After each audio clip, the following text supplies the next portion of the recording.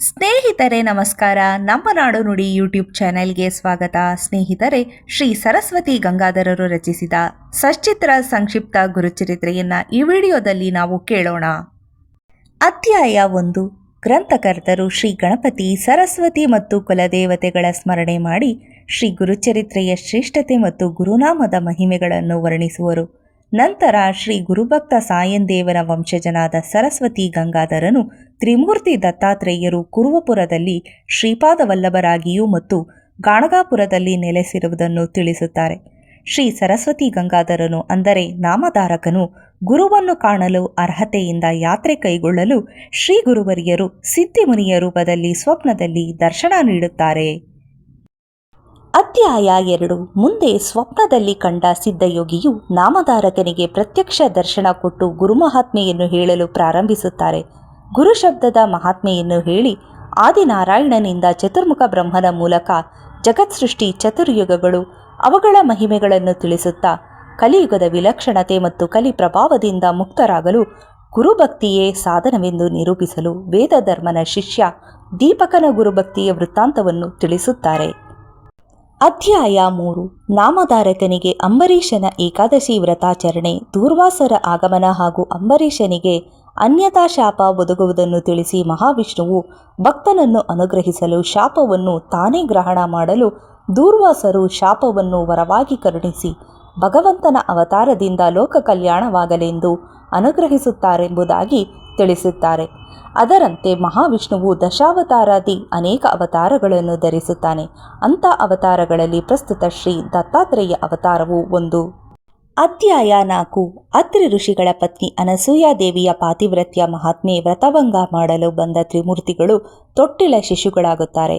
ಅತ್ರಿ ಋಷಿ ದಂಪತಿಗಳ ಪ್ರಾರ್ಥನೆಯಂತೆ ತ್ರಿಮೂರ್ತಿ ಶಿಶುಗಳು ಒಂದೇ ಶರೀರವನ್ನು ಧರಿಸಿ ಅವರ ಮಕ್ಕಳಾಗಿ ನೆಲೆಸುತ್ತಾರೆ. ರುದ್ರ ಮತ್ತು ಬ್ರಹ್ಮ ತಮ್ಮ ಅಂಶಗಳನ್ನು ವಿಷ್ಣುವಿನಲ್ಲಿ ನೆಲೆಗೊಳಿಸುತ್ತಾರೆ. ದೂರ್ವಾಸರು ತಪಸ್ಸಿಗೂ ಮತ್ತು ಚಂದ್ರನು ತಾರಾಮಂಡಲಕ್ಕೂ ತೆರಳಿ ತ್ರಿಮೂರ್ತಿಗಳು ದತ್ತನಲ್ಲಿ ಏಕಾಂಶರಾಗಿ ನೆಲೆಸಿ ದತ್ತಾತ್ರೇಯ ಎಂದು ಪ್ರಸಿದ್ಧರಾಗುತ್ತಾರೆ. ಅಧ್ಯಾಯ 5. ಕಲಿಯುಗದಲ್ಲಿ ಕಲಿಪ್ರಭಾವದಿಂದ ಜನರನ್ನು ಉದ್ಧಾರ ಮಾಡುತ್ತಾ ದತ್ತಾತ್ರೇಯರು ಪೀಠಾಪುರವೆಂಬ ಗ್ರಾಮದಲ್ಲಿ ಆಪಳರಾಜನ ಧರ್ಮಪತ್ನಿ ಸುಮತಿಯ ಗರ್ಭದಲ್ಲಿ ಶ್ರೀಪಾದರೆಂಬ ಹೆಸರಿನಿಂದ ಜನಿಸುತ್ತಾರೆ. ಕ್ರಿಸ್ತಶಕ 1320 ತಮ್ಮ ಜನ್ಮದಾತರಿಗೂ ಮತ್ತು ಅಂಗಹೀನ ಅಗ್ರಜರಿಗೆ ಅನುಗ್ರಹ ಮಾಡಿ ವೈರಾಗ್ಯ ಸ್ತ್ರೀಯನ್ನು ತಮ್ಮ ಹೆಂಡತಿಯೆಂದು ಸನ್ಯಾಸವನ್ನು ಗ್ರಹಣ ಮಾಡುತ್ತಾರೆ. ಕಾಶಿ, ಬದರಿ ಇತ್ಯಾದಿ ತೀರ್ಥಕ್ಷೇತ್ರಗಳ ಸಂದರ್ಶನ ಮಾಡಿ ಗೋಕರ್ಣ ಕ್ಷೇತ್ರಕ್ಕೆ ಬಂದು ಅಲ್ಲಿ 3 ವರ್ಷಗಳ ಕಾಲ ಇರುತ್ತಾರೆ. ಅಧ್ಯಾಯ 6. ಪುಲಸ್ತ್ಯ ಮತ್ತು ಕೈಕಸಿ ಮಗನಾದ ರಾವಣನು ತಾಯಿಯ ಶಿವಪೂಜೆಗಾಗಿ ಶಿವನ ಆತ್ಮಲಿಂಗವನ್ನು ಕಠಿಣವಾದ ತಪಸ್ಸು ಮಾಡಿ ಪಡೆಯುತ್ತಾನೆ. ಮಾರ್ಗ ಮಧ್ಯದಲ್ಲಿ ದೇವತೆಗಳು ಉಪಾಯದಿಂದ ಗಣಪತಿ ಸಹಾಯ ಪಡೆದು ಶಿವನ ಆತ್ಮಲಿಂಗವು ಲಂಕೆಯನ್ನು ತಲುಪುವ ಮೊದಲೇ ಭೂಸ್ಪರ್ಶ ಮಾಡಿಸುತ್ತಾರೆ. ಮಹಾಶಕ್ತಿಭರಿತ ಆ ಲಿಂಗವನ್ನು ಜಗ್ಗಾಡಿದ್ದರಿಂದ ಹಸುವಿನ ರೂಪ ಹೊಂದಿ ಆ ಕ್ಷೇತ್ರ ಗೋಕರ್ಣವೆಂದು ಪ್ರಸಿದ್ಧವಾಯಿತು ಹಾಗೂ ಶಿವನಿಗೆ ಮಹಾಬಲೇಶ್ವರನೆಂದು ಹೆಸರಾಯಿತು. ಅಧ್ಯಾಯ 7. ಮಿತ್ರಸಹ ಎಂಬ ರಾಜನು ಒಬ್ಬ ರಾಕ್ಷಸನನ್ನು ಕಾಡಿನಲ್ಲಿ ಸಂಹರಿಸಲು ರಾಕ್ಷಸನ ತಮ್ಮನು ಕಪಟ ವೇಷದಿಂದ ರಾಜನ ಸೇವಕ ವರ್ಗವನ್ನು ಸೇರಿ ಪಿತೃಗಳ ಶ್ರಾದ್ದಕ್ಕೆ ನಿಮಂತ್ರಿತರಾಗಿದ್ದ ವಸಿಷ್ಠ ಋಷಿಗಳಿಗೆ ನರಮಾಂಸವನ್ನು ಬಡಿಸುತ್ತಾನೆ. ಆದ್ದರಿಂದಾಗಿ ರಾಜನಿಗೆ ಬ್ರಹ್ಮ ರಾಕ್ಷಸನಾಗುವ ಶಾಪ ಒದಗಿ ಬ್ರಹ್ಮ ರಾಕ್ಷಸನಾಗಿರುವಾಗ ಬ್ರಾಹ್ಮಣ ಪತ್ನಿಯಿಂದ ಮತ್ತೆ ಶಾಪ ಪ್ರಾಪ್ತಿಯಾಗುತ್ತದೆ. ಬ್ರಹ್ಮಹತ್ಯಾ ದೋಷವು ಗೋಕರ್ಣ ಕ್ಷೇತ್ರದ ದರ್ಶನದಿಂದ ನಿವೃತ್ತಿಯಾಗುವುದಾಗಿ ಗೌತಮರು ತಿಳಿಸುತ್ತಾರೆ. ಚಾಂಡಾಳ ಸ್ತ್ರೀಯಳಿಗೆ ಗೋಕರ್ಣ ಕ್ಷೇತ್ರದಲ್ಲಿ ಶಿವರಾತ್ರಿ ಎಂದು ಶಿವಪೂಜೆಯಿಂದಾಗಿ ಶಿವಲೋಕ ಪ್ರಾಪ್ತಿಯಾದ ಕಥೆಯನ್ನು ತಿಳಿಸುತ್ತಾರೆ. ರಾಜನು ಗೋಕರ್ಣ ಕ್ಷೇತ್ರ ಯಾತ್ರೆಯಿಂದಾಗಿ ಮಹಾಪಾಪದಿಂದ ನಿವೃತ್ತಿ ಹೊಂದುತ್ತಾನೆ. ಅಧ್ಯಾಯ 8. ಶ್ರೀಪಾದ ಶ್ರೀವಲ್ಲಭ ಕುರುವಪುರದಲ್ಲಿ ಇರುವಾಗ ಅಂಬಿಕೆ ಎಂಬ ಬ್ರಾಹ್ಮಣ ಸ್ತ್ರೀಯು ತನ್ನ ಮೂರ್ಖ ಮಗನೊಂದಿಗೆ ಕೃಷ್ಣಾ ನದಿಯಲ್ಲಿ ದೇಹತ್ಯಾಗ ಮಾಡುವುದನ್ನು ಕಂಡು ಶ್ರೀ ಗುರುಗಳು ಅವಳಿಗೆ ಶನಿ ಪ್ರದೋಷ ವ್ರತವನ್ನು ಮಾಡಲು ಹೇಳುತ್ತಾರೆ. ಗೌಳಿನಿಯು ಶನಿ ಪ್ರದೋಷ ವ್ರತವನ್ನು ಮಾಡಿದ್ದರಿಂದಾಗಿ ಶ್ರೀಕೃಷ್ಣನನ್ನು ಮಗನನ್ನಾಗಿ ಪಡೆದ ವೃತ್ತಾಂತವನ್ನು ತಿಳಿಸುತ್ತಾರೆ ಹಾಗೂ ಅವಳ ಮೂರ್ಖ ಮಗನಿಗೆ ಜ್ಞಾನಪ್ರಾಪ್ತಿಯಾಗುವಂತೆ ಅನುಗ್ರಹಿಸುತ್ತಾರೆ. ಅಧ್ಯಾಯ 9. ಶ್ರೀ ಗುರುಗಳು ಕುರುವಪುರದಲ್ಲಿರುವಾಗ ನಿತ್ಯವೂ ಒಬ್ಬ ವೃದ್ಧನು ಆಶ್ರಮವನ್ನು ಶುಚಿಗೊಳಿಸಿ ಗುರುಗಳಿಗೆ ನಮಸ್ಕರಿಸಿ ಹೋಗುತ್ತಿದ್ದನು. ಅವನಿಗೊಮ್ಮೆ ಯವನರಾಜನ ಕ್ರೀಡಾ ವಿನೋದವನ್ನು ಕಂಡು ಚಿತ್ತಚಂಚಲವಾಗಲು ಶ್ರೀ ಗುರುಗಳು ಅವನಿಗೆ ಜನ್ಮಾಂತರದಲ್ಲಿ ರಾಜಭೋಗ ಸುಖಗಳನ್ನು ಅನುಗ್ರಹಿಸಿ ಆ ಮುಂದಿನ ಜನ್ಮದಲ್ಲಿ ದರ್ಶನ ಕೊಡುವುದಾಗಿ ಆಶೀರ್ವದಿಸುತ್ತಾರೆ. ಅವರು ಮತ್ತೊಂದು ಅವತಾರ ತಾಳುವ ನಿಮಿತ್ತ ಆಶ್ವಯುಜ ಶುದ್ಧ ದ್ವಾದಶಿಯಂದು ಅದೃಶ್ಯರಾದರು. ಅಧ್ಯಾಯ 10. ನಾಮಧಾರಕನು ಶ್ರೀ ಗುರುಗಳು ಅದೃಶ್ಯರಾದ ಮೇಲೆ ಕುರುವಪುರದಲ್ಲಿ ಗುಪ್ತರಾಗಿ ಎಂತು ಉಳಿದರು ಎಂದು ಪ್ರಶ್ನಿಸಲು ಸಿದ್ಧನು ಅಲ್ಲಿ ನಡೆದ ಒಂದು ವಿಶೇಷ ಘಟನೆಯನ್ನು ತಿಳಿಸುತ್ತಾನೆ. ವಲ್ಲಭೇಶ ಎಂಬ ವಿಪ್ರನು ಕುರುವಪುರಕ್ಕೆ ಬಂದು ಶ್ರೀ ಗುರುಗಳ ಸೇವೆ ಮಾಡಿ ವ್ಯಾಪಾರದಲ್ಲಿ ಅಧಿಕ ದ್ರವ್ಯ ಸಂಪಾದನೆಯಾದರೆ ಸಮಾರಾಧನೆ ಮಾಡಿಸುವೆನೆಂದು ಹರಕೆ ಹೊತ್ತನು. ಅದರಂತೆ ಅನ್ನ ಸಂತರ್ಪಣೆ ಮಾಡಿಸಲು ಬರುತ್ತಿರುವಾಗ ಕಳ್ಳರು ಅವನ ರುಂಡವನ್ನು ಬೇರ್ಪಡಿಸಲು ಆ ಕ್ಷಣದಲ್ಲಿ ಶ್ರೀ ಗುರುಗಳು ಪ್ರಕಟವಾಗಿ ಕಳ್ಳರನ್ನು ಸಂಹರಿಸಿ ವಲ್ಲಭೇಶನಿಗೆ ಪ್ರಾಣದಾನ ಮಾಡುತ್ತಾರೆ. ಅಧ್ಯಾಯ 11. ಪುಷ್ಯಶುದ್ಧ ಬಿದಿಗೆ 1380 ಕರಂಜಪುರದಲ್ಲಿ ಮಾಧವನೆಂಬ ಬ್ರಾಹ್ಮಣನ ಪತ್ನಿ ಅಂಬಾಭವಾನಿಯ ಗರ್ಭದಲ್ಲಿ ಶ್ರೀ ನರಸಿಂಹ ಸರಸ್ವತಿಗಳು ಸಾಲಿಗ್ರಾಮ ನಾಮದಿಂದ ಅವತರಿಸಿದರು. ಈ ಅಂಬಾಭವಾನಿಯು ಪೂರ್ವದಲ್ಲಿ ಶನಿ ಪ್ರದೋಷ ವ್ರತವನ್ನು ಉಪದೇಶ ಹೊಂದಿದ್ದ ಅಂಬಿಕೆ. ಜನ್ಮತಃ ಮೂಕರಂತೆ ನಟಿಸುತ್ತಿದ್ದು ಉಪನಯನವಾದ ಮೇಲೆ 4 ವೇದಗಳನ್ನು ಹೇಳಿ ಎಲ್ಲರನ್ನೂ ಚಕಿತಗೊಳಿಸಿದರು. ನಂತರ ಸನ್ಯಾಸ ತೆಗೆದುಕೊಳ್ಳಲು ಬಯಸಿ ತಾಯಿಗೆ 2 ಮಕ್ಕಳಾಗುವವರೆಗೆ ಇರುವುದಾಗಿ ವಚನವೀಯುತ್ತಾರೆ. ಅಲ್ಲದೆ ತಾಯಿಗೆ ಪೂರ್ವಜನ್ಮ ಸ್ಮರಣೆಯುಂಟಾಗುವಂತೆ ಮಾಡಿ ತಾವು ಯಾರೆಂಬುದನ್ನು ತೋರಿಸುತ್ತಾರೆ. ಅಧ್ಯಾಯ 12. ತಾಯಿಗೆ ಜ್ಞಾನೋಪದೇಶ ನೀಡಿ ಶ್ರೀ ಗುರುಗಳು ಸನ್ಯಾಸ ಸ್ವೀಕಾರ ಮಾಡಲು ಕಾಶಿ ಕ್ಷೇತ್ರಕ್ಕೆ ಬಂದು ವೃದ್ಧರಾದ ಕೃಷ್ಣ ಸರಸ್ವತಿಯರನ್ನು ಗುರುವಾಗಿ ಸ್ವೀಕರಿಸಿ ಸನ್ಯಾಸಾಶ್ರಮಕ್ಕೆ ಪ್ರವೇಶಿಸಿ ನರಸಿಂಹ ಸರಸ್ವತಿ ಎಂದು ಅಭಿದಾನ ಹೊಂದುತ್ತಾರೆ. ಅಲ್ಲಿಂದ ಹೊರಟು ಅನೇಕ ತೀರ್ಥಕ್ಷೇತ್ರಗಳನ್ನು ಸಂದರ್ಶಿಸಿ ಪ್ರಯಾಗದಲ್ಲಿ ಮಾಧವನೆಂಬ ಬ್ರಾಹ್ಮಣನಿಗೆ ಸನ್ಯಾಸ ದೀಕ್ಷೆ ಇತ್ತು ಮಾಧವ ಸರಸ್ವತಿ ಎಂದು ಹೆಸರಿಡುತ್ತಾರೆ. ಅಧ್ಯಾಯ 13. ಶ್ರೀ ಗುರುಗಳು ಮುಂದೆ ಪ್ರಯಾಗದಲ್ಲಿ ಬಾಲ ಸರಸ್ವತಿ, ಕೃಷ್ಣ ಸರಸ್ವತಿ, ಉಪೇಂದ್ರ ಸರಸ್ವತಿ, ಮಾಧವ ಸರಸ್ವತಿ, ಸಚ್ಚಿದಾನಂದ ಸರಸ್ವತಿ, ಜ್ಞಾನಜ್ಯೋತಿ ಸರಸ್ವತಿ, ಸಿದ್ಧಯೋಗಿ ಆದಿಯಾಗಿ ಅನೇಕ ಶಿಷ್ಯರನ್ನು ಸ್ವೀಕರಿಸುತ್ತಾರೆ. ನಂತರ ಕರಂಜನಗರಕ್ಕೆ ಬಂದು ತಂದೆ ತಾಯಿಗಳಿಗೆ ದರ್ಶನಾಶೀರ್ವಾದಗಳನ್ನು ಅನುಗ್ರಹಿಸಿ ಪೂರ್ವಾಶ್ರಮದ ತಂಗಿಗೆ ಮುಂದೆ ಬರುವ ವಿಪತ್ತನ್ನು ತಿಳಿಸಿ ಕಾಲಾಂತರದಲ್ಲಿ ತಾವು ಅದನ್ನು ಪರಿಹರಿಸುವುದಾಗಿ ತಿಳಿಸುತ್ತಾರೆ. ಮುಂದೆ ತ್ರಯಂಬಕೇಶ್ವರದಲ್ಲಿ ನರಸಿಂಹ ಭಕ್ತ ಮಾಧವಾರಣ್ಯನಿಗೆ ಅನುಗ್ರಹಿಸಿ ಬ್ರಹ್ಮೇಶ್ವರ ಕ್ಷೇತ್ರಕ್ಕೆ ಬರುತ್ತಾರೆ. ಅಲ್ಲಿ ಗೋದಾವರಿ ತೀರದಲ್ಲಿ ಹೊಟ್ಟೆ ನೋವಿನಿಂದ ಸಂಕಟ ಪಡುತ್ತಿದ್ದ ಬ್ರಾಹ್ಮಣನ ರೋಗವನ್ನು ಶಮನ ಮಾಡುತ್ತಾರೆ. ಅಧ್ಯಾಯ 14. ಆ ಪ್ರದೇಶದ ರಾಜನಾದ ಯವನನು ಪ್ರತಿ ವರ್ಷವೂ ಒಬ್ಬ ಬ್ರಾಹ್ಮಣನನ್ನು ಹಿಂಸಿಸಿ ಕೊಲ್ಲುವ ಹವ್ಯಾಸದಲ್ಲಿರುತ್ತಾನೆ. ಅದರಂತೆ ಆಗ ಸಾಯಂದೇವನನ್ನು ಅದಕ್ಕಾಗಿ ಕರೆ ಕಳುಹಿಸಿದಾಗ ಶ್ರೀ ಗುರುಗಳು ಸಾಯಂದೇವನಿಗೆ ಅಭಯವನ್ನು ನೀಡಿ ಯವನನ ಅರಮನೆಯಿಂದ ಹಿಂತಿರುಗಿ ಬರುವವರೆಗೂ ತಾವು ಕಾಯುವುದಾಗಿ ಹೇಳುತ್ತಾರೆ. ಸಾಯಂದೇವನನ್ನು ನೋಡಿದ ತಕ್ಷಣ ರಾಜನಿಗೆ ಅತೀವ ಭಯವುಂಟಾಗಿ ಸಾಯಂದೇವನಿಗೆ ಫಲಪುಷ್ಪವನ್ನು ನೀಡಿ ಸಾಷ್ಟಾಂಗ ನಮಿಸಿ ಸ್ವಗೃಹಕ್ಕೆ ಬೀಳ್ಕೊಡುತ್ತಾನೆ. ಹೀಗೆ ಸಾಯಂದೇವನನ್ನು ಯವನರಿಂದ ರಕ್ಷಿಸಿ 15 ವರ್ಷಗಳ ನಂತರ ಪುನಃ ದರ್ಶನ ನೀಡುವುದಾಗಿ ಹೇಳಿ ಮುಂದಿನ ತೀರ್ಥಯಾತ್ರೆಗೆ ಹೊರಡುತ್ತಾರೆ. ಅಧ್ಯಾಯ 15. ಅನೇಕ ಧೂರ್ತರು ವಂಚಕರು ಶ್ರೀ ಗುರುಗಳ ಬಳಿಗೆ ಶಿಷ್ಯರಾಗಿ ಬರುವುದನ್ನು ಕಂಡು ಯಾವ ರೀತಿ ಪರಶುರಾಮನು ವಿಪ್ರರ ಭೂಮಿದಾಹಕ್ಕೆ ಬೇಸತ್ತು ಗುಪ್ತನಾದನೋ ಅದೇ ರೀತಿ ತಾವು ಕೆಲವು ಕಾಲ ವೈದ್ಯನಾಥ ಕ್ಷೇತ್ರದಲ್ಲಿ ಗುಪ್ತರಾಗಲು ನಿಶ್ಚಯಿಸಿ ಸಿದ್ಧಯೋಗಿ ವಿನಃ ಉಳಿದ ಶಿಷ್ಯರಿಗೆ ತೀರ್ಥಾಟನೆ ಮಾಡಿಕೊಂಡು ಬರಲು ಹೇಳುತ್ತಾರೆ. ಅವರಿಗೆ ಮುಂದೆ ಶ್ರೀಶೈಲದಲ್ಲಿ ದರ್ಶನ ಬೀಯುವುದಾಗಿ ತಿಳಿಸುತ್ತಾರೆ. ಅಧ್ಯಾಯ 16. ಮುನಿವೇಷದ ವಿಪ್ರನು ತನ್ನನ್ನು ಉದ್ಧರಿಸಬೇಕೆಂದು ಅಂಬಾಭವಾನಿ ಕ್ಷೇತ್ರವಾದ ವೈದ್ಯನಾಥ ಕ್ಷೇತ್ರದಲ್ಲಿ ಶ್ರೀ ಗುರುಗಳ ಬಳಿಗೆ ಬರಲು ಅವನ ಪೂರ್ವೋತ್ತವನ್ನು ವಿಚಾರಿಸುತ್ತಾರೆ. ಅವನು ತನ್ನ ಗುರುವನ್ನು ಧಿಕ್ಕರಿಸಿ ಬಂದಿರುತ್ತಾನೆ. ಆಗ ಅವನಿಗೆ ಗುರುವಾಕ್ಯ ಪರಿಪಾಲನೆಯ ಮಹತ್ವ ಸಂಬಂಧವಾದ ದೌಮ್ಯರ ಶಿಷ್ಯರಾದ ಆರುಣ, ಬೈಂದ್ಯ, ಉಪವನ್ಯು ಇವರುಗಳ ಇತಿಹಾಸವನ್ನು ಹೇಳುತ್ತಾರೆ. ಅದನ್ನು ಕೇಳಿ ಪಶ್ಚಾತ್ತಾಪದಿಂದ ನೊಂದ ಬ್ರಾಹ್ಮಣನು ಆತ್ಮಹತ್ಯೆಗೆ ಪ್ರಯತ್ನಿಸಲು ಅವನನ್ನು ಅನುಗ್ರಹಿಸುತ್ತಾರೆ. ಅಧ್ಯಾಯ 17. ಶ್ರೀ ಗುರುಗಳು ವೈದ್ಯನಾಥದಿಂದ ಹೊರಟು ಬಿಲ್ಲವಡಿ ಗ್ರಾಮದ ಭುವನೇಶ್ವರಿ ಸನ್ನಿಧಿಯಲ್ಲಿರುವ ಔದುಂಬರ ವೃಕ್ಷದ ಬಳಿ ನೆಲೆಸುತ್ತಾರೆ. ಅಲ್ಲಿ ಒಬ್ಬ ಮೂರ್ಖನಾದ ವಿಪ್ರಕುಮಾರನು ಭುವನೇಶ್ವರಿಯ ಬಳಿ ವಿದ್ಯೆಗಾಗಿ ಪ್ರಾರ್ಥಿಸಿ ಕೊನೆಗೆ ತನ್ನ ನಾಲಿಗೆಯನ್ನು ಕತ್ತರಿಸಿ ದೇವಿಗೆ ಅರ್ಪಿಸಿ ತನ್ನ ಶಿರಸ್ಸನ್ನು ಅರ್ಪಿಸುವುದಾಗಿ ಸಂಕಲ್ಪಿಸುತ್ತಾನೆ. ಆಗ ದೇವಿಯ ಅಪ್ಪಣೆಯಂತೆ ಗುರುಗಳಲ್ಲಿಗೆ ಬಂದು ಅವರ ಅನುಗ್ರಹದಿಂದ ಕತ್ತರಿಸಿದ ನಾಲಿಗೆ ಪುನಃ ಒದಗಿ ಬಂದು ಅವನು ಸಕಲ ವಿದ್ಯಾ ಪಾರಂಗತನಾಗುತ್ತಾನೆ. ಅಧ್ಯಾಯ 18. ಮುಂದೆ ಶ್ರೀ ಗುರುಗಳು ಕೃಷ್ಣ ಪಂಚಗಂಗಾ ಸಂಗಮದಲ್ಲಿ ನರಸಿಂಹವಾಡಿಯಲ್ಲಿ 12 ವರ್ಷಗಳವರೆಗೆ ವಾಸವಾಗಿದ್ದರು. ಅಮರಾಪುರಕ್ಕೆ ವೇದ ಸಂಪನ್ನರಾದ ದರಿದ್ರ ಬ್ರಾಹ್ಮಣನ ಮನೆಗೆ ಭಿಕ್ಷೆಗೆ ಬರುತ್ತಿದ್ದರು. ಅವನನ್ನು ಅನುಗ್ರಹಿಸಲು ಅವನ ಮನೆಯಲ್ಲಿದ್ದ ಅವರೇ ಬಳ್ಳಿಯನ್ನು ಕಿತ್ತು ಅದರ ಬುಡದಲ್ಲಿ ನಿಧಿ ದೊರಕುವಂತೆ ಅನುಗ್ರಹಿಸುತ್ತಾರೆ. ಅಧ್ಯಾಯ 19. ಹಿರಣ್ಯಕಶಿಪುವನ್ನು ಸಂಹರಿಸಿದ್ದರಿಂದ ಉಂಟಾದ ವಿಷತಾಪದ ನಿವಾರಣೆಗೆ ಲಕ್ಷ್ಮಿಯು ನರಸಿಂಹನಿಗೆ ಔದುಂಬರ ಹಣ್ಣುಗಳನ್ನು ಬಳಸುವುದನ್ನು ತಿಳಿಸಿ ಔದುಂಬರದ ಮಹಾತ್ಮೆಯನ್ನು ಪ್ರಕಟಗೊಳಿಸುತ್ತಾರೆ. ಅಲ್ಲಿ 64 ಜನ ಯೋಗಿನಿಯರ ಸೇವೆ ಕೈಗೊಳ್ಳುತ್ತಾ ಇರುವಾಗ ಅದನ್ನು ಗಂಗಾನುಜನು ನೋಡುತ್ತಾನೆ. ಅವನನ್ನು ಅನುಗ್ರಹಿಸಿ ಶ್ರೀ ಗುರುಗಳು ಅವನಿಗೆ ಕಾಶಿ ಪ್ರಯಾಗ ಯಾತ್ರೆಯನ್ನು ಒಂದೇ ದಿನದಲ್ಲಿ ಮಾಡಿಸುತ್ತಾರೆ. ಶ್ರೀ ಗುರುಗಳು ಮುಂದೆ ಗಾಣಗಾಪುರದಲ್ಲಿ ನೆಲೆಸಲು ತೆರಳುವ ಮುನ್ನ ಯೋಗಿನಿಯರಿಗೆ ತಾವು ಅಂಶರೂಪದಿಂದ ಔದುಂಬರದಲ್ಲಿ ಇರುವುದಾಗಿ ತಿಳಿಸಿ ಪ್ರಯಾಣ ಬೆಳೆಸುತ್ತಾರೆ. ಅಧ್ಯಾಯ 20.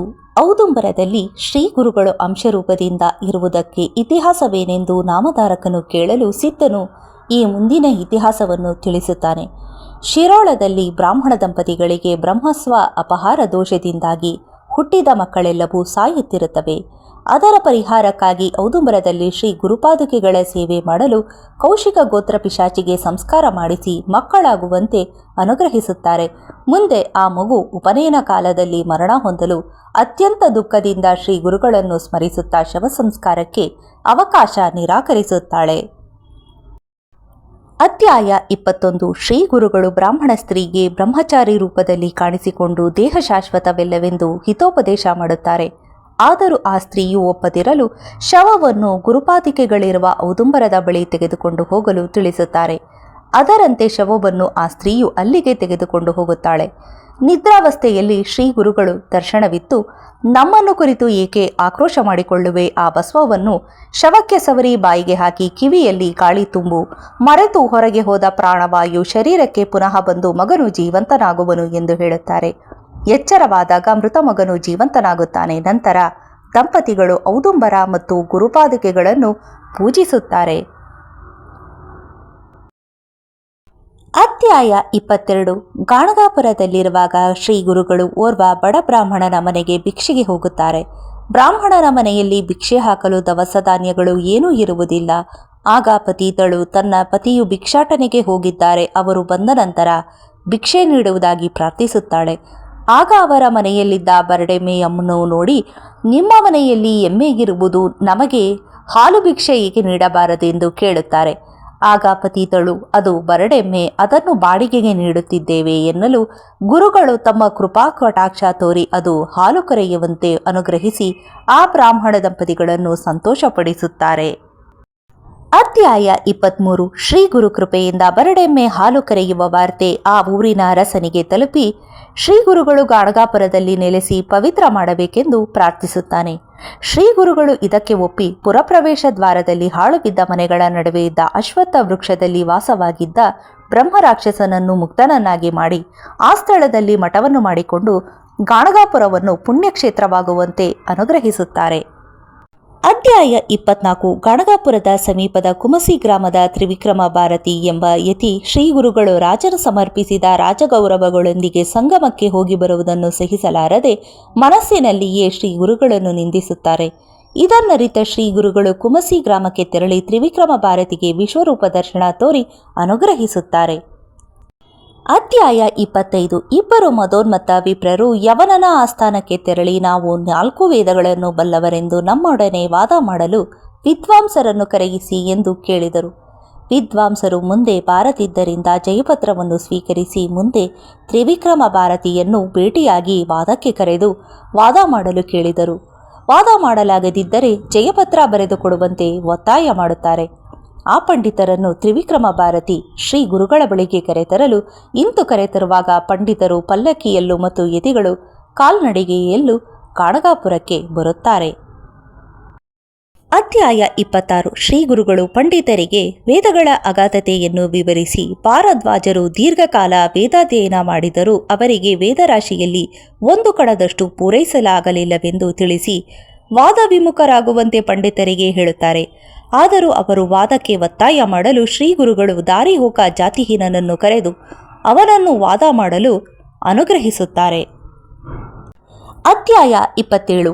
ಶ್ರೀ ಗುರುಗಳು ಶಿಷ್ಯನ ಮೂಲಕ ನೆಲದ ಮೇಲೆ 7 ಗೆರೆಗಳನ್ನು ಕೊರೆಯಿಸಿದರು. ಈ 7 ಗೆರೆಗಳನ್ನು ದಾಟಲು ಜಾತಿಹೀನನಿಗೆ ಆಜ್ಞಾಪಿಸಿದರು. ಒಂದೊಂದು ಗೆರೆಯನ್ನು ದಾಟುತ್ತಿದ್ದಂತೆ ಜಾತಿಹೀನನಿಗೆ ಪೂರ್ವಜನ್ಮಗಳ ಸ್ಮರಣೆಯುಂಟಾಗಿ 7ನೇ ಗೆರೆಯನ್ನು ದಾಟಿ ನಿಂತು ತಾನು ಅಧ್ಯಾಪಕ ಬ್ರಾಹ್ಮಣನೆಂದು ಹೇಳುತ್ತಾನೆ. ಶ್ರೀ ಗುರುಗಳು ಭಸ್ಮವನ್ನು ಪ್ರೋಕ್ಷಿಸಿ ಅವನಿಗೆ ವಾದ ಮಾಡಲು ತಿಳಿಸುತ್ತಾರೆ. ವಾದದಲ್ಲಿ ಸೋತ ವಿಪ್ರರು ಬ್ರಹ್ಮರಾಕ್ಷಸತ್ವ ಶಾಪಗ್ರಸ್ತರಾಗಿ ಶ್ರೀ ಗುರುಗಳಿಂದ ವಿಶಾಪ ಹೊಂದುವ ಮಾರ್ಗವನ್ನು ಅರಿಯುತ್ತಾರೆ. ಅಧ್ಯಾಯ 28. ಜನ್ಮಾಂತರ ಪಾಪಸ್ಮರಣೆಗೆ ಅನುಗ್ರಹಿತನಾದ ಚಾಂಡಾಲನು ತನ್ನನ್ನು ಬ್ರಾಹ್ಮಣ ಸಮೂಹಕ್ಕೆ ಸೇರಿಸಿಕೊಳ್ಳಬೇಕೆಂದು ಆಗ್ರಹಿಸುತ್ತಾನೆ. ಆದರೆ ಅವನ ಪತ್ನಿಪುತ್ರರ ದೆಸೆಯಿಂದಾಗಿ ಅವನಿಗೆ ಪೂರ್ವಜನ್ಮ ಸ್ಮರಣೆ ಹೋಗುವಂತೆ ಅವನ ಮೈಮೇಲಿದ್ದ ಭಸ್ಮವನ್ನು ಜಿಪುಣ ಬ್ರಾಹ್ಮಣನಿಂದ ತೊಳೆಸಲು ಅವನು ಪತಿತನಾಗಿ ಪತ್ನಿಪುತ್ರರೊಂದಿಗೆ ಮನೆಗೆ ತೆರಳುತ್ತಾನೆ. ಹಾಗೂ ಚಾಂಡಾಲ ಜನ್ಮ ಪ್ರಾಪ್ತಿಗೆ ಕಾರಣವಾದ ಪಾಪ ವೈವಿಧ್ಯವನ್ನು ಶಿಷ್ಯರಿಗೆ ತಿಳಿಸುತ್ತಾರೆ. ಅಧ್ಯಾಯ 29.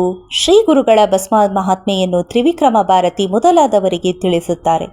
ಅದರ ಬಗ್ಗೆ ಪೂರ್ವೇತಿಹಾಸ ಹೇಳುತ್ತಾರೆ. ಹಿಂದೆ ದುರ್ಜಯನೆಂಬ ರಾಜನು ಅನೇಕ ಸ್ತ್ರೀ ಮಾನಾಪಹರಣ ಮೊದಲಾದ ಪಾಪ ಕೃತ್ಯಗಳನ್ನೆಸಗಿ ನಾನಾ ಯೋನಿಗಳಲ್ಲಿ 24 ಜನ್ಮಗಳನ್ನೆತ್ತಿ 25ನೇ ಜನ್ಮದಲ್ಲಿ ಬ್ರಹ್ಮರಾಕ್ಷಸನಾಗಿ ಹುಟ್ಟುತ್ತಾನೆ. ಅವನು ಮಾಡಿದ ಜಲಾಶಯ ನಿರ್ಮಾಣ, ವಿಪ್ರರಿಗೆ ಭೂದಾನಾದಿ ಪುಣ್ಯ ಕೆಲಸಗಳಿಂದಾಗಿ ಭಸ್ಮಲೇಪಿತನಾಗಿ ತಿರುಗುತ್ತಿರುವ ವಾಮದೇವರನ್ನು ತಿನ್ನಲು ಹಿಡಿದಾಗ ಅವರ ಅಂಗಭಸ್ಮ ಸ್ಪರ್ಶದಿಂದ ಅವನಿಗೆ ಪೂರ್ವಸ್ಮರಣೆಯುಂಟಾಗುತ್ತದೆ. ನಂತರ ಅವರ ಅನುಗ್ರಹದಿಂದ ಮುಕ್ತಿಯನ್ನು ಪಡೆಯುತ್ತಾನೆ. ಅಧ್ಯಾಯ 30. ಶ್ರೀ ಗುರುಗಳ ಅನುಗ್ರಹಕ್ಕಾಗಿ ಬರುತ್ತಿದ್ದ ಜನರ ಮಹಾಪುರದಲ್ಲಿ ಗೋಪಿನಾಥನೆಂಬುವನು ಪುತ್ರಾರ್ಥಿಯಾಗಿ ಬಂದು ದತ್ತಾನುಗ್ರಹದಿಂದ ಪುತ್ರನನ್ನು ಪಡೆದು ಅವನಿಗೆ ದತ್ತನೆಂದು ಹೆಸರಿಟ್ಟನು. ಮುಂದೆ ಅವನಿಗೆ ಸಾವಿತ್ರಿ ಎಂಬ ಕನ್ಯೆಯೊಂದಿಗೆ ವಿವಾಹದ ನಂತರ ದತ್ತನಿಗೆ ಗುಣಪಡಿಸಲಾಗದ ವ್ಯಾಧಿಯುಂಟಾಗುತ್ತದೆ. ಸತಿ ಸಾವಿತ್ರಿ ಪತಿಯನ್ನು ಕರೆದುಕೊಂಡು ಗುರುದರ್ಶನಾರ್ಥಿಯಾಗಿ ಗಾಣಗಾಪುರಕ್ಕೆ ಬರುತ್ತಾಳೆ. ದೈವ ನಿಯಮದಂತೆ ಗಾಣಗಾಪುರ ಸಮೀಪಕ್ಕೆ ಬರುತ್ತಿದ್ದಂತೆ ದತ್ತನ ಪ್ರಾಣ ಹೋಗುತ್ತದೆ. ಇದನ್ನು ಕಂಡ ಸಾವಿತ್ರಿಯು ನಾನಾ ವಿಧವಾಗಿ ಪ್ರಲಾಪಿಸುತ್ತಾಳೆ. ಅಧ್ಯಾಯ 31.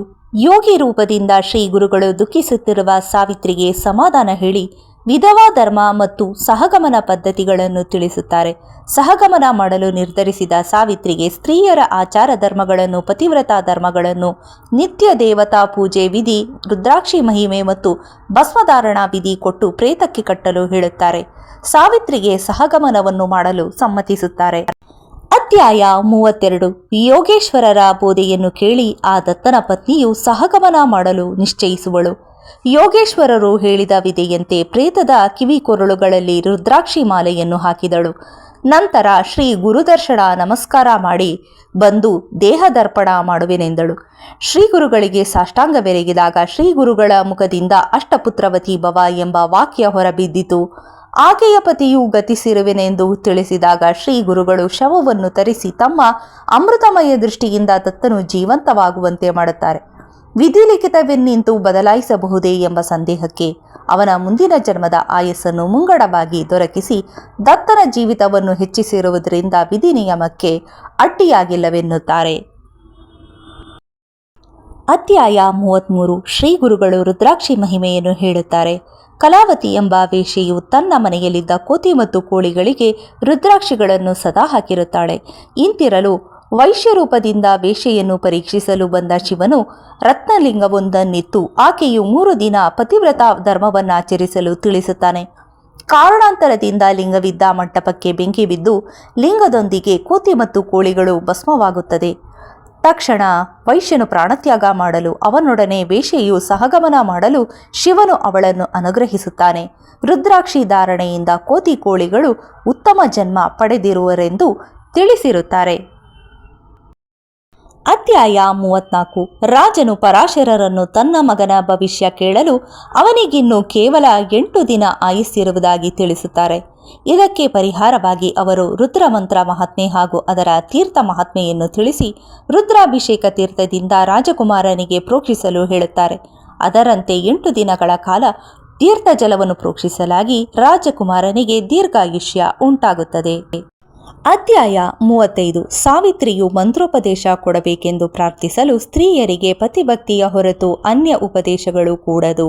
ಒಂದು ವೇಳೆ ಮಂತ್ರೋಪದೇಶವಾದರೆ ಆ ಮಂತ್ರ ಸಾಮರ್ಥ್ಯ ನಷ್ಟವಾಗುತ್ತದೆ ಎಂದು ತಿಳಿಸಿ, ಉದಾಹರಣೆಗಾಗಿ ಕಚಾ ಮತ್ತು ದೇವಿಯಾನಿಯರ ದೃಷ್ಟಾಂತದಲ್ಲಿ ಸಂಜೀವಿನಿ ಮಂತ್ರ ಎಂತೂ ನಿರುಪಯುಕ್ತವಾಯಿತೆಂದು ತಿಳಿಸುತ್ತಾರೆ. ಆದರೆ ಆಕೆಗೆ ಸೋಮವಾರ ವ್ರತ ಮಾಡಲು ಹೇಳಿ ಅದರ ಮಹಾತ್ಮೆಯನ್ನು ನಿರೂಪಿಸುತ್ತಾರೆ. ಅಧ್ಯಾಯ 36. ಗಾಣಗಾಪುರದಲ್ಲಿ ಬ್ರಹ್ಮನಿಷ್ಠ ಬ್ರಾಹ್ಮಣನು ಪರಾನ್ನ ಭೋಜನ ಮಾಡದೆ ವ್ರತನಿಷ್ಠನಾಗಿರುತ್ತಾನೆ. ಆದರೆ ಅವನ ಪತ್ನಿಗೆ ನಿತ್ಯ ಅನ್ನ ಸಂತರ್ಪಣೆಯಲ್ಲಿ ಊಟ ಮಾಡುವ ಆಸೆ. ಪತಿ ಬರದೆ ಊಟಕ್ಕೆ ಹೋಗುವಂತಿರಲಿಲ್ಲ. ಒಮ್ಮೆ ಗುರುಗಳನ್ನು ಈ ವಿಷಯದಲ್ಲಿ ಪ್ರಾರ್ಥಿಸಿ ಅವರ ಅಪ್ಪಣೆ ಪಡೆದು ಪತಿಯು ಊಟಕ್ಕೆ ಬರುವಂತೆ ಮಾಡುತ್ತಾಳೆ. ಊಟಕ್ಕೆ ಹೋದಾಗ ಆಕೆಗೆ ನಿಶ್ಚಿತ ಪ್ರಾಣಿಗಳು ಕೂಳು ತಿನ್ನುತ್ತಿರುವಂತೆ ತೋರಿ ಅಸಹ್ಯಪಟ್ಟು ಊಟ ಮಾಡದೆ ಎದ್ದು ಪತಿಗೆ ವಿಷಯ ತಿಳಿಸುತ್ತಾಳೆ. ಪತಿಯು ಇದರಿಂದ ದುಃಖಿತನಾಗಿ ಶ್ರೀ ಗುರುಗಳ ಬಳಿ ಸಾರಿ ವಿಷಯ ಅರ್ಹಲು ಅವರ ಆಚಾರ ಧರ್ಮ ಮತ್ತು ಕರ್ಮ ಮಾರ್ಗಗಳನ್ನು ಅರ್ಥಸಹಿತ ನಿರೂಪಿಸುತ್ತಾರೆ. ಅಧ್ಯಾಯ 37. ಶ್ರೀ ಗುರುಗಳು ಧರ್ಮ ಬೋಧನೆಯನ್ನು ಮುಂದುವರೆಸಿ ನಿತ್ಯ ಕರ್ಮ, ನೈಮಿತ್ತಿಕ ಕರ್ಮ, ದೇವರ ಪೂಜೆ, ವೈಶ್ವದೇವ, ಭೋಜನ ವಿಧಿ, ಭಕ್ಷ್ಯಾಭಕ್ಷಣೆ, ಅತಿಥಿ ಸತ್ಕಾರ ಮೊದಲಾದ ವಿಷಯಗಳನ್ನು ಹೇಳಿ ಬ್ರಾಹ್ಮಣ ದಂಪತಿಗಳಿಗೆ ಸಂತಾನ ಮತ್ತು ಸಂಪತ್ತುಗಳು ವರ್ಧಿಸಲೆಂದು ಅನುಗ್ರಹಿಸುತ್ತಾರೆ. ಅಧ್ಯಾಯ 38. ಶ್ರೀ ಗುರುಗಳ ಸನ್ನಿಧಿಯಲ್ಲಿ ನಿತ್ಯವೂ ಸಮಾರಾಧನೆ ನಡೆಯುತ್ತಿದೆ ಎಂದು ಭಾಸ್ಕರನೆಂಬ ಬಡ ಬ್ರಾಹ್ಮಣನು ಶ್ರೀ ಗುರುಗಳಿಗೆ ಭಿಕ್ಷೆ ನೀಡಲು ಸಂಕಲ್ಪಿಸಿ 3 ಜನರಿಗೆ ಸಾಕಾಗುವಷ್ಟು ಸಾಮಗ್ರಿಗಳನ್ನು ಮಠಕ್ಕೆ ತಂದು ಭಿಕ್ಷೆ ಅರ್ಪಣೆ ಮಾಡುವ ನಿರೀಕ್ಷೆಯಲ್ಲಿರುತ್ತಾನೆ. ಇಂಥ ದಿನಗಳು ಉರುಳುತ್ತಿದ್ದಂತೆ ಉಳಿದ ಭಕ್ತರು ಈತನ ಸಂಕಲ್ಪ ವಿಷಯ ಕುಚೋದ್ಯ ಮಾಡುತ್ತಾರೆ. ಶ್ರೀ ಗುರುಗಳು ಭಾಸ್ಕರ ಬ್ರಾಹ್ಮಣ ತಂದಿದ್ದ ಸಾಮಗ್ರಿಗಳಿಂದ ಅಡಿಗೆ ಮಾಡಿಸಿ ಇಡೀ ಗ್ರಾಮಕ್ಕೆ ಸಂತರ್ಪಣೆ ಮಾಡಿಸುತ್ತಾರೆ. ಅಧ್ಯಾಯ 39. ಅದೇ ಗ್ರಾಮದಲ್ಲಿ ಸೋಮನಾಥನೆಂಬ ಬ್ರಾಹ್ಮಣ ಪತ್ನಿಗೆ 60 ವರ್ಷಗಳಾಗಿದ್ದು ಸಂತಾನವೇ ಆಗಿರಲಿಲ್ಲ. ಆದರೆ ಅವಳು ಪ್ರತಿ ದಿವಸ ಸಂತಾನ ಪ್ರಾಪ್ತಿಗಾಗಿ ಅಶ್ವತ್ಥ ಸೇವೆಯನ್ನು ಮಾಡುತ್ತಿರುತ್ತಾಳೆ. ಗುರುಗಳು ಅವಳ ಇಚ್ಛೆ ಏನೆಂದು ಕೇಳಲು ಪುತ್ರ ಸಂತಾನಕ್ಕಾಗಿ ಅಶ್ವತ್ಥ ಸೇವೆಯನ್ನು ಮಾಡುತ್ತಿರುವುದಾಗಿ ತಿಳಿಸುತ್ತಾಳೆ. ಗುರುಗಳು ಅಶ್ವತ್ಥ ಮಹಿಮೆಯನ್ನು ತಿಳಿಸಿ ಈ ಜನ್ಮದಲ್ಲಿಯೇ ಪುತ್ರ ಸಂತಾನವಾಗಲೆಂದು ಆಶೀರ್ವದಿಸಿ ಶ್ರೀ ಗುರುಗಳ ಕೃಪೆಯಿಂದ ಆಕೆಗೆ ಗಂಡು ಮತ್ತು ಹೆಣ್ಣು ಮಕ್ಕಳು ಆಗುತ್ತದೆ. ಅಧ್ಯಾಯ 40. ನರಹರಿ ಎಂಬ ಕುಷ್ಠಪೀಡಿತ ಬ್ರಾಹ್ಮಣನು ರೋಗ ನಿವಾರಣಾರ್ಥವಾಗಿ ಶ್ರೀ ಗುರುಗಳ ಬಳಿಗೆ ಬರಲು ಅವನಿಗೆ ಒಂದು ಔದುಂಬರದ ಕಟ್ಟಿಗೆಯನ್ನಿತ್ತು ಅದಕ್ಕೆ ಪ್ರತಿದಿನ ನೀರೆರೆದು ಅದು ಎಂದು ಚಿಗುರುತ್ತದೆಯೋ ಅಂದು ಅವನ ರೋಗ ಶಮನವಾಗುತ್ತದೆ ಎನ್ನುತ್ತಾರೆ. ಶ್ರೀ ಗುರುವಚನದಲ್ಲಿ ನಂಬಿಕೆ ಇಟ್ಟು ಇತರರ ಹಾಸ್ಯವನ್ನು ಪರಿಗಣಿಸದೆ ಪರಿಪಾಲಿಸಲು ಈತನ ಭಕ್ತಿಗೆ ಮೆಚ್ಚಿ ಶ್ರೀ ಗುರುಗಳು ತೀರ್ಥೋದಕ ಪ್ರೋಕ್ಷಿಸಲು ಕಟ್ಟಿಗೆಯು ಚಿಗುರಿ ನರಹರಿಯು ರೋಗದಿಂದ ಮುಕ್ತನಾಗುತ್ತಾನೆ. ಈ ಸಂದರ್ಭದಲ್ಲಿ ಬೇಟೆಗಾರನ ಶಿವಪೂಜಾ ವೃತ್ತಾಂತವನ್ನು ತಿಳಿಸಿ ಅವನಿಗೆ ವಿದ್ಯಾಸರಸ್ವತಿ ಮಂತ್ರೋಪದೇಶ ಮಾಡಿ ಯೋಗೇಶ್ವರನೆಂಬ ಹೆಸರನ್ನು ನೀಡುತ್ತಾರೆ. ಅಧ್ಯಾಯ 41. ಗುರುಭಕ್ತ ಸಾಯಂದೇವನು ಶ್ರೀ ಗುರುಸೇವೆ ಮಾಡುತ್ತಾ ಮಠದಲ್ಲೇ ಇರಲು ಗುರುಸೇವೆ ಕಠಿಣವೆಂದು ಶ್ರೀ ಗುರುಗಳು ಅವನಿಗೆ ತಿಳಿಸುತ್ತಾರೆ. ಆದರೂ ಅವನು ಅಲ್ಲಿಯೇ ಇರಲು ಅವನನ್ನು ಪರೀಕ್ಷಿಸಲು ಗ್ರಾಮದಿಂದಾಚೆ ಕರೆದೊಯ್ದು ರಾತ್ರಿ ಚಳಿ ಮಳೆ ಬರುವಂತೆ ಮಾಡಿ ಮಠದಿಂದ ಅಗ್ನಿ ತರಲು ಆಜ್ಞಾಪಿಸುತ್ತಾರೆ. ಅಗ್ನಿಯನ್ನು ತೆಗೆದುಕೊಂಡು ಹಿಂತಿರುಗುವಾಗ ಸಾಯಂದೇವನು ಅಕ್ಕಪಕ್ಕ ನೋಡಲು 2 ಸರ್ಪಗಳು ಹಿಂಬಾಲಿಸುತ್ತಿರುವುದನ್ನು ಕಂಡು ನೋಡಿ ಮುಂದೆ ಶ್ರೀ ಗುರುಗಳಿಗೆ ಅನೇಕ ದೀಪಾರತಿಗಳನ್ನು ಮಾಡುತ್ತಿರುವುದನ್ನು ಕಂಡು ಅವರ ಬಳಿ ಬರಲು ಗುರುಗಳೊಬ್ಬರೇ ಇರುತ್ತಾರೆ. ಆ ಸರ್ಪಗಳು ಗುರುಗಳಿಗೆ ನಮಿಸಿ ಕಣ್ಮರೆಯಾಗುತ್ತದೆ. ಹೆದರಿದ ಸಾಯಂದೇವನಿಗೆ ಗುರುಸೇವೆಯ ಕಠಿಣತೆಯನ್ನು ಶ್ರೀ ಗುರುಗಳು ತಿಳಿಸಿ ಅನುಗ್ರಹಿಸುತ್ತಾರೆ. ಅಧ್ಯಾಯ 42. ತ್ವಷ್ಟುವಿನ ಮಗನು ಗುರುಕುಲದಲ್ಲಿರಲು ಗುರುವು ಎಂದಿಗೂ ಹಾಳಾಗದ ಮನೆಯನ್ನು, ಗುರುಪತ್ನಿಗೆ ಹೊಲಿಗೆ ಇಲ್ಲದ ಕುಪ್ಪಸವನ್ನು, ಗುರುಪುತ್ರನು ಇಚ್ಛಾಗಮನವುಳ್ಳ ಪಾದುಕೆಗಳನ್ನು, ಗುರುಪುತ್ರಿಯು ನಾಶವಾಗದ ನಿತ್ಯ ನೂತನ ಮನೆಯನ್ನು ಕೇಳುತ್ತಾರೆ. ಅವುಗಳನ್ನೆಂತು ತರಬೇಕೆಂದು ಚಿಂತಿಸುತ್ತಿರುವಾಗ ಅಲ್ಲಿಗೆ ಅವಧೂತನೋರ್ವನು ಆಗಮಿಸಲು ಅವನಿಂದ ಕಾಶಿಯಾತ್ರೆಯ ವಿಧಿಯನ್ನು ತಿಳಿದು ಅದರಂತೆ ಗುರುಮನೆಯವರು ಕೇಳಿದ ವಸ್ತುಗಳನ್ನೆಲ್ಲ ತರುತ್ತಾನೆ. ಅವನೇ ದೇವಶಿಲ್ಪಿ ವಿಶ್ವಕರ್ಮ. ಅಧ್ಯಾಯ 43. ಶ್ರೀ ಗುರುವಿನ ಆಜ್ಞೆಯಂತೆ ಸಾಯಂದೇವನು ಮನೆಯವರೆಲ್ಲರನ್ನು ಮಠಕ್ಕೆ ತರಲು ಅಂದು ಅನಂತವ್ರತದ ದಿನ ಕೃಷ್ಣನಿಂದ ಉಪದೇಶಿತರಾದ ಪಾಂಡವರು ಅನಂತವ್ರತದ ಪ್ರಭಾವದಿಂದ ರಾಜ್ಯವನ್ನು ಮರಳಿ ಸಂಪಾದಿಸಿದ್ದನ್ನು ತಿಳಿಸುತ್ತಾರೆ. ಈ ಸಂಬಂಧದ ಇತಿಹಾಸವಾಗಿ ಸುಮಂತುವಿನ ಪುತ್ರಿ ಸುಶೀಲೆ ಅನಂತವ್ರತ ಮಾಡುತ್ತಾಳೆ. ಆದರೆ ಪತಿ ಕೌಂಡಿನ್ಯನು ಮದಾಂಧನಾಗಿ ಸುಶೀಲೆಯ ಕೈಯಲ್ಲಿರುವ ದಾರವನ್ನು ಬೆಂಕಿಗೆ ಹಾಕಿ ಅನಂತನ ಶಾಪದಿಂದ ಎಲ್ಲವನ್ನೂ ಕಳೆದುಕೊಳ್ಳುತ್ತಾನೆ. ಅನಂತನನ್ನು ಕಾಣಲು ಹೊರಟು ಅನಂತನ ದಿವ್ಯದರ್ಶನ ಹೊಂದಿ ಅನುಗ್ರಹಿಸಲ್ಪಡುತ್ತಾನೆ. ಅಧ್ಯಾಯ 44. ಗಾಣಗಾಪುರದಲ್ಲಿ ಓರ್ವ ತಂತುಕನು ಶ್ರೀ ಗುರುಸೇವೆ ಮಾಡುತ್ತಿರಲು ಶಿವರಾತ್ರಿಯ ಪ್ರಯುಕ್ತ ಅವನ ಬಂಧುಗಳೆಲ್ಲರೂ ಶ್ರೀಶೈಲ ಯಾತ್ರೆಗೆ ಹೋಗುತ್ತಾರೆ. ಇವನು ಮಾತ್ರ ಶ್ರೀ ಗುರುಪಾದವೇ ಸರ್ವಸ್ವವೆಂದು ಹೇಳಿ ಅವರೊಡನೆ ಹೋಗಲು ಸಮ್ಮತಿಸುವುದಿಲ್ಲ. ಶ್ರೀ ಗುರುಗಳು ಅವನ ಭಕ್ತಿಗೆ ಮೆಚ್ಚಿ ಶಿವರಾತ್ರಿ ಎಂದು ಇವನಿಗೆ ಶ್ರೀಶೈಲ ಯಾತ್ರೆ ಮಾಡಿಸಿ ಕರೆತರುತ್ತಾರೆ. ವಿಮರ್ಶನನೆಂಬ ರಾಜನು ನಾಯಿ ಜನ್ಮದಿಂದ ರಾಜತ್ವ ಪಡೆದುದನ್ನು ಮತ್ತು ಅವನ ಪತ್ನಿ ಹಿಂದಿನ ಜನ್ಮದಲ್ಲಿ ಪಾರಿವಾಳವಾಗಿದ್ದು ಶ್ರೀಶೈಲ ಶಿಖರದ ಪ್ರದಕ್ಷಿಣೆಯ ಫಲವಾಗಿ ರಾಜಪತ್ನಿಯಾಗಿ ಜನ್ಮ ತಾಳಿ ಮುಂದೆ ಇವರಿಬ್ಬರೂ ಬರುವ 7 ಜನ್ಮಗಳವರೆಗೂ ರಾಜ್ಯ ಸುಖವನ್ನು ಅನುಭವಿಸಿ ಮುಕ್ತರಾಗುವುದನ್ನು ತಿಳಿಸುತ್ತಾರೆ. ಅಧ್ಯಾಯ 45. ಮೈತುಂಬ ಬಿಳುಪು ರೋಗದಿಂದ ವ್ಯಾಪ್ತನಾಗಿದ್ದ ನಂದಿ ಎಂಬ ಬ್ರಾಹ್ಮಣನು ತುಳಜಾಪುರದಲ್ಲಿ ಅಂಬಾಭವಾನಿಯನ್ನು ಆರಾಧಿಸಿ ಆಕೆಯ ಆಜ್ಞೆಯಂತೆ ಚಾಂದಲಾ ದೇವಿಯನ್ನು ಪೂಜಿಸಲು ದೇವಿಯು ಗಾಣಗಾಪುರದಲ್ಲಿರುವ ಶ್ರೀ ಗುರುಗಳ ಬಳಿಗೆ ಹೋಗಲು ಹೇಳುತ್ತಾಳೆ. ದೇವರ ಕೈಯಲ್ಲಿ ಆಗದಿರುವುದು ನರನಿಂದಾದೀತೆ ಎಂಬ ಅನುಮಾನದಿಂದ ಅವನು ಶ್ರೀ ಗುರುಗಳ ಬಳಿಗೆ ಬರಲು ಶ್ರೀ ಗುರುಗಳ ಆಜ್ಞೆಯಂತೆ ಸಂಗಮದಲ್ಲಿ ಸ್ನಾನ ಮಾಡಲು ರೋಗ ಸ್ವಲ್ಪ ಮಾತ್ರ ಉಳಿದು ವಾಸಿಯಾಯಿತು. ಇದರಿಂದ ಚಿಂತಿತನಾದ ನಂದಿಯು ಶ್ರೀ ಗುರುಸ್ಥಿತಿಯನ್ನು ಮಾಡಲು ಅವನು ರೋಗದಿಂದ ಪೂರ್ಣ ಮುಕ್ತನಾದನು. ನಂತರ ಜೀವನ ಪರ್ಯಂತ ಗುರುಸೇವೆಯಲ್ಲಿ ಕಾಲ ಕಳೆದನು. ಅಧ್ಯಾಯ 46. ಹಿಪ್ಪರಿಗಿ ಗ್ರಾಮದ ನರಹರಿ ಎಂಬ ಬ್ರಾಹ್ಮಣನು ಪ್ರತಿದಿನವೂ ಕಲ್ಲೇಶ್ವರನನ್ನು ಪೂಜಿಸಿ ನಿತ್ಯವೂ ಹೊಸ ಕವಿತ್ವದಿಂದ ಶಿವನನ್ನು ಸ್ತುತಿಸುತ್ತಿದ್ದನು. ಒಮ್ಮೆ ಶ್ರೀ ಗುರುಗಳು ಅಲ್ಲಿಗೆ ಬಂದಿದ್ದಾಗ ಗುರುಭಕ್ತರು ಶ್ರೀ ಗುರುಗಳ ಪರ ಸ್ತೋತ್ರಗಳನ್ನು ರಚಿಸಿ ಎಂದು ಹೇಳಲು ಅವನು ನರನನ್ನು ಸ್ತುತಿಸುವುದಿಲ್ಲವೆನ್ನುತ್ತಾನೆ. ನಂತರ ಲಿಂಗಾರ್ಚನೆಗೆ ಕುಳಿತಾಗ ನಿದ್ರಾಪರವಶನಾಗಿ ವಿಚಿತ್ರ ಸ್ವಪ್ನ ಕಂಡು ಅದರಲ್ಲಿ ತಾನು ಪೂಜಿಸುವ ಲಿಂಗದ ಮೇಲೆ ಶ್ರೀ ಗುರುಗಳು ಕುಳಿತಂತೆ ಕಾಣುತ್ತಾನೆ. ಇದರಿಂದ ಅವನ ಅಹಂಕಾರ ನಾಶವಾಗಿ ಜ್ಞಾನಪ್ರಾಪ್ತಿಯಾಗಿ ಶ್ರೀ ಗುರುವಿನಲ್ಲಿಯೇ ಕಲ್ಲೇಶ್ವರನನ್ನು ಕಂಡು ಶ್ರೀ ಗುರು ಸೇವೆಯಲ್ಲಿ ನಿರತನಾಗುತ್ತಾನೆ. ಶ್ರೀ ಗುರು ಕೃಪೆಯಿಂದ ಅನೇಕ ಕೀರ್ತನೆಗಳನ್ನು ರಚಿಸುತ್ತಾನೆ. ಅಧ್ಯಾಯ 47. ಸುತ್ತಮುತ್ತಲಿನ 7 ಗ್ರಾಮಗಳವರು ದೀಪಾವಳಿ ಹಬ್ಬಕ್ಕೆ ತಮ್ಮಲ್ಲಿಗೆ ಆಗಮಿಸಬೇಕೆಂದು ಪ್ರಾರ್ಥಿಸಲು ಶ್ರೀ ಗುರುಗಳು ಎಲ್ಲ ಭಕ್ತರಿಗೂ ಬರುವುದಾಗಿ ಆಶ್ವಾಸನೆ ಇತ್ತು. ಹಬ್ಬದಂದು 8 ರೂಪಗಳನ್ನು ಧರಿಸಿ 7 ಗ್ರಾಮಗಳಲ್ಲಿಯೂ ಹಾಗೂ ಮಠದಲ್ಲಿಯೂ ಇದ್ದು ತಮ್ಮ ತಮ್ಮ ಶಿಷ್ಯರಿಂದ ಆತಿಥ್ಯ ಸ್ವೀಕರಿಸಿ ಮಠದಲ್ಲಿಯೂ ಇದ್ದು ಎಲ್ಲ ಶಿಷ್ಯರಿಗೂ ದರ್ಶನ ನೀಡಿ ಗುರುಗಳು ದತ್ತ ಮಹಿಮೆಯನ್ನು ಪ್ರಕಟಿಸುತ್ತಾರೆ. ಅಧ್ಯಾಯ 48. ಓರ್ವ ಶೂದ್ರನು ಶ್ರೀ ಗುರುಗಳು ಸಂಗಮಕ್ಕೆ ಹೋಗುವ ಮಾರ್ಗದಲ್ಲಿ ನಿಂತು ಪ್ರತಿದಿನವೂ ಅವರಿಗೆ ನಮಸ್ಕರಿಸುತ್ತಿರುತ್ತಾನೆ. ಒಮ್ಮೆ ಅವನ ಮನಸ್ಸನ್ನು ಪರೀಕ್ಷಿಸಲು ತಮ್ಮ ಮಾತಿನಂತೆ ನಡೆದುಕೊಳ್ಳಲು ಆಜ್ಞಾಪಿಸುತ್ತಾರೆ. ಇದಕ್ಕೆ ಅವನು ಒಪ್ಪಲು ಕೊಯ್ಲಿಗೆ ಬಂದಿರುವ ಬೆಳೆಯನ್ನು ಕೊಯ್ಯಲು ಹೇಳುತ್ತಾರೆ. ಅವನು ಅಂತೆಯೇ ಮಾಡಲು ಶ್ರೀ ಗುರುಗಳ ಅನುಗ್ರಹದಿಂದ ಅಕಾಲ ಮಳೆಯಿಂದ ಬೇರೆಯವರ ಬೆಳೆ ಹಾಳಾದರೂ ಇವನ ಹೊಲದಲ್ಲಿ 100ಕ್ಕೆ 100 ಮಡಿ ಬೆಳೆಯಾಗಿರುತ್ತದೆ.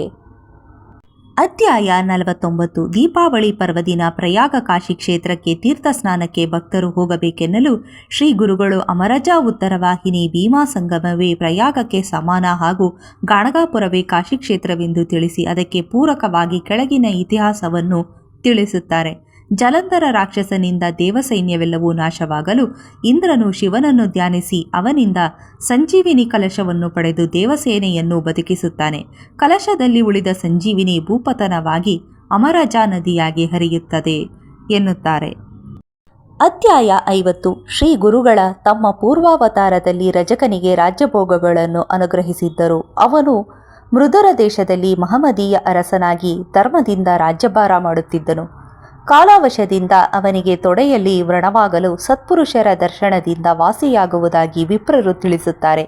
ಅದರಂತೆ ಪಾಪನಾಶಿನಿ ತೀರ್ಥದಲ್ಲಿ ಯೋಗಿಯ ದರ್ಶನವಾಗಿ ಅವರು ಗಾಣಗಾಪುರದಲ್ಲಿರುವ ಶ್ರೀ ಗುರುಗಳನ್ನು ಕಂಡಲ್ಲಿ ರೋಗವಾಸಿಯಾಗುವುದಾಗಿ ತಿಳಿಸುತ್ತಾರೆ. ನಂತರ ಮುಸಲ್ಮಾನ ರಾಜನು ಶ್ರೀ ಗುರುಗಳ ದರ್ಶನ ಹೊಂದಿ ರೋಗದಿಂದ ಮುಕ್ತನಾಗಿ ಶ್ರೀ ಗುರುಗಳನ್ನು ಸ್ತುತಿಸುತ್ತಾನೆ. ಅಧ್ಯಾಯ 51. ಶ್ರೀ ಗುರುಗಳ ಶಿಷ್ಯರಿಗೆ ಕಲಿಯುಗದ ಪ್ರಭಾವವನ್ನು ತಿಳಿಸಿ ತಾವು ಗಾಣಗಾಪುರದಲ್ಲಿ ಗುಪ್ತವಾಗಿ ಶ್ರೀಶೈಲದಲ್ಲಿ ಭಾಗೀರಥಿಯಲ್ಲಿ ಪುಷ್ಪಾಸನದಲ್ಲಿ ಕುಳಿತು ನಿಜಾನಂದದಲ್ಲಿ ಐಕ್ಯರಾಗುತ್ತಾರೆ. ಅಲ್ಲದೆ ತಮ್ಮ ಭಕ್ತರಿಗೆ ಪ್ರಸಾದ ಪುಷ್ಪಗಳನ್ನು ಅನುಗ್ರಹಿಸುತ್ತಾರೆ. ಇದು 1459ರಲ್ಲಿ ನಡೆದಿದೆ. ಅಧ್ಯಾಯ 52. ಈ ಅಧ್ಯಾಯದಲ್ಲಿ ಹಿಂದಿನ ಅಧ್ಯಾಯದ ವಿಷಯ ಪುನರಾವರ್ತಿಯಾಗಿದೆ. ಶ್ರೀ ಗುರುಚರಿತ್ರೆಯನ್ನು ಸಿದ್ಧನು ನಾಮಧಾರಕನಿಗೆ ತಿಳಿಸಿ ಶ್ರೀ ಗುರುಗಳು ಅನುಗ್ರಹಿಸಿದ ಪುಷ್ಪಗಳನ್ನು ತೋರಿಸಲು ಅವನು ಆನಂದದಿಂದ ಸಮಾಧಿ ಸ್ಥಿತಿಯನ್ನು ಹೊಂದುತ್ತಾನೆ. ಅಧ್ಯಾಯ 53. ಸಮಾಧಿ ಸ್ಥಿತಿಯಲ್ಲಿರುವ ನಾಮಧಾರಕನನ್ನು ಎಚ್ಚರಿಸಲು ಸಿದ್ಧಿಮುನಿಯು ಕಥಾವತಾರಣಿಕೆ ತಿಳಿಸುತ್ತಾರೆ ಮತ್ತು ಶ್ರೀ ಗುರುಚರಿತ್ರೆಯ ಪಾರಾಯಣ ವಿಧಿಯನ್ನು ತಿಳಿಸಿ ಈ ಗುರುಚರಿತ್ರೆಯು ಲೋಕಪ್ರಸಿದ್ಧವಾಗಲೆಂದು ಆಶೀರ್ವದಿಸುತ್ತಾರೆ. ಶ್ರೀ ಗುರುಚರಿತ್ರೆಯನ್ನು ನಿಷ್ಠೆಯಿಂದ ಪ್ರತಿದಿನ ಸಾಧ್ಯವಾದಷ್ಟು ಭಾಗವನ್ನು ಪಾರಾಯಣ ಮಾಡುವುದರಿಂದ ಭಕ್ತರ ಸಮಸ್ತ ತಾಪತ್ರಯಗಳು ಶ್ರೀ ಗುರುಗಳ ಕೃಪೆಯಿಂದ ನಿವಾರಣೆಯಾಗುತ್ತವೆ. ವಿಶೇಷವಾಗಿ ಒದಗುವ ತೊಂದರೆಗಳು ಶ್ರೀ ಗುರುಚರಿತ್ರೆಯ ನಿರ್ದಿಷ್ಟ ಅಧ್ಯಾಯಗಳನ್ನು ಸಂಕಲ್ಪಪೂರ್ವಕವಾಗಿ ಸಂಪೂರ್ಣವಾಗಿ ಮಂಡಲ ಪರ್ಯಂತ 48 ದಿನಗಳು ಪಾರಾಯಣ ಮಾಡಿದರೆ ಶ್ರೀ ಗುರುವಿನ ಅನುಗ್ರಹದಿಂದ ಕಷ್ಟಗಳು ನಿವಾರಣೆಯಾಗುವುದರಲ್ಲಿ ಸಂಶಯವಿಲ್ಲ. ಸ್ನೇಹಿತರೆ, ನಿಮಗೆ ಈ ವಿಡಿಯೋ ಇಷ್ಟ ಆಗಿದ್ದಲ್ಲಿ ಲೈಕ್ ಮಾಡಿ, ಶೇರ್ ಮಾಡಿ ಮತ್ತು ಕಮೆಂಟ್ ಮಾಡಿ. ನಮಸ್ಕಾರ.